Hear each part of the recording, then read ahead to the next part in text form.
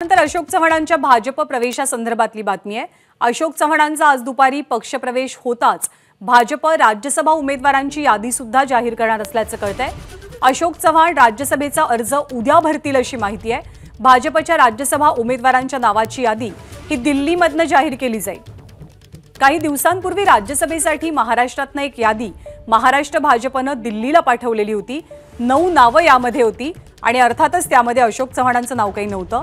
पण आज अशोक चव्हाणांचा भाजप प्रवेश झाल्यावरती भाजपची महाराष्ट्रातली राज्यसभेची यादी प्रसिद्ध होणार आहे आणि अशोक चव्हाण हे राज्यसभेचा अर्ज उद्या दाखल करतील असं कळतंय।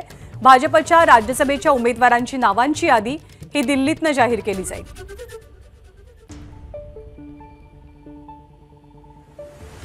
अधिक माहिती देण्यासाठी सुशांत सावंत सध्या आपल्या सोबत आहेत। सुशांत, हे निश्चित होतंय का की अशोक चव्हाण भाजपकडनं राज्यसभेवर जातात?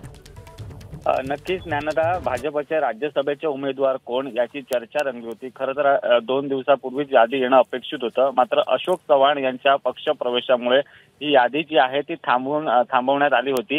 आज अशोक चव्हाण यांचा पक्षप्रवेश भाजपमध्ये होतोय आणि त्यानंतर कोणत्याही क्षणी म्हणजे दुपारपर्यंत किंवा संध्याकाळपर्यंत भाजपची राज्यसभेच्या उमेदवारांची यादी जी आहे ती जाहीर होईल असं आपल्याला खात्रीलायक सूत्रांनी माहिती दिलेली आहे। खरं तर दिल्लीतून ही यादी जाहीर होईल आणि या यादीमध्ये अशोक चव्हाण यांचा देखील समावेश असणार आहे। अशोक चव्हाण यांना राज्यसभेवर पाठवण्याची तयारी जी आहे ती भाजपने केली। अशोक चव्हाण एक बडे नेते आहेत आणि त्यांचा फायदा लोकसभेच्या दृष्टिकोनातून होऊ शकतो आणि त्याचमुळे अशोक चव्हाण यांना राज्यसभेवर पाठवत कुठेतरी आपण बघितलं भाजप एक वेगळी खेळी करताना पाहायला मिळतं। उद्या अशोक चव्हाण अर्ज देखील दाखल करतील असं आपल्याला समजतं।